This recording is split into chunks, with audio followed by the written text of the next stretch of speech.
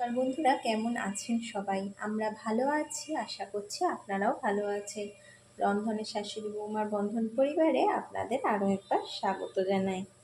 আজ চলে এসেছি একটি ঘরোয়া ভাবে বিনস আলু ভাজবো একটু, তাই ভাবলাম আপনাদের সাথে একটু শেয়ার করি।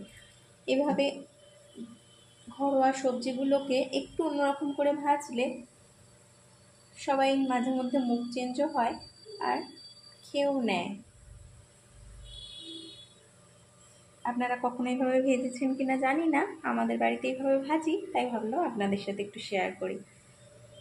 ভিডিওটা স্কিপ না করে দেখতে থাকুন। প্রথমেই কড়াইয়ে একটু সামান্য সর্ষে তেল দিলাম। আমাদের বিনস আলুর পরিমাণটা অনুযায়ী তেলটা দিয়ে নিয়েছি। এবার তেলটা কড়াইয়ের মধ্যে একটু স্প্রেড করে নিলাম। ওদিকে বিনস আর আলুটা কেটে ধুয়ে জল ঝরিয়ে নিয়েছি পাতলা পাতলা করে। এবার এর মধ্যে দিয়ে দেব একটি শুকনো লঙ্কা,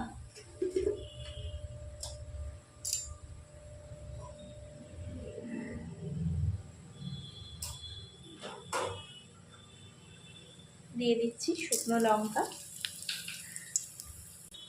আর দিয়ে দিলাম সামান্য একটু কালো জিরা। ব্যাস, এর মধ্যে দিয়ে দেব কেটে ডুমো করে রাখা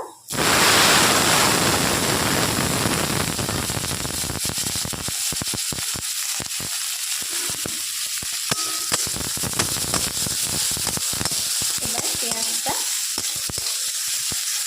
তেলের মধ্যে হালকা করে একটু নেড়ে দিচ্ছি।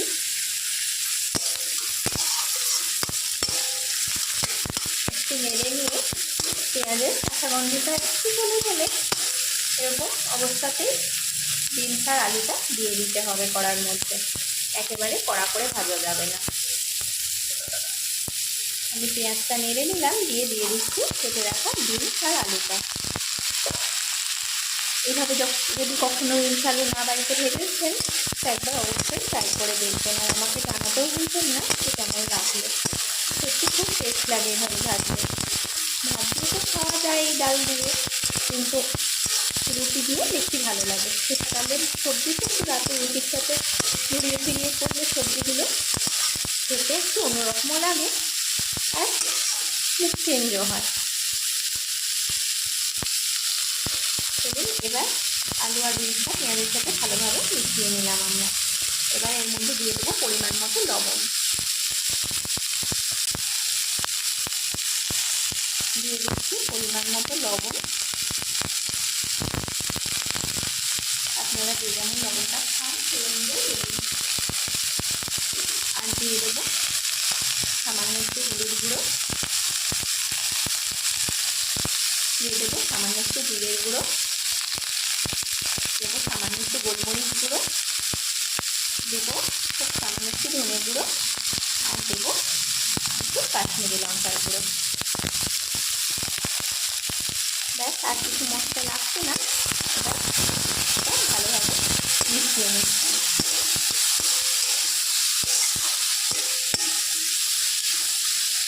মশলাটা ভালো করে মিশিয়ে নিলাম। এবার দিয়ে দেবো সামান্য চিনি।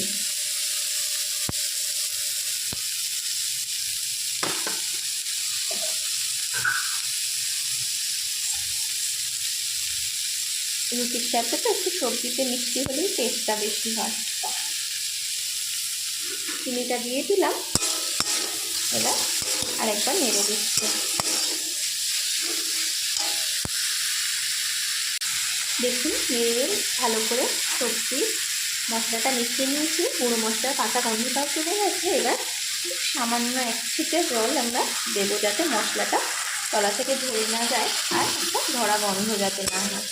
দিয়ে দিলাম খুব সামান্য একটু জল।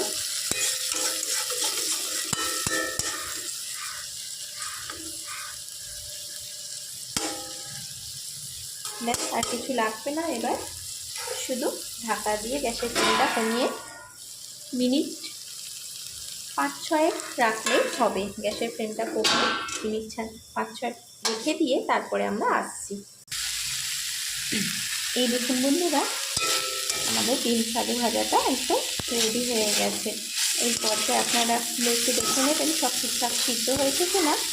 আর টেস্টটাও ঠিকঠাক আছে কিনা। পেঁয়াজ ফোড়ন দিয়ে আর কালো জিরে শুকনো ফোড়ন দিয়ে এইভাবে একটু বাড়িতে ডিম আলু ভেজে রেখে সত্যি রুটি দিয়ে গরম গরম খুব ভালো লাগে খেতে।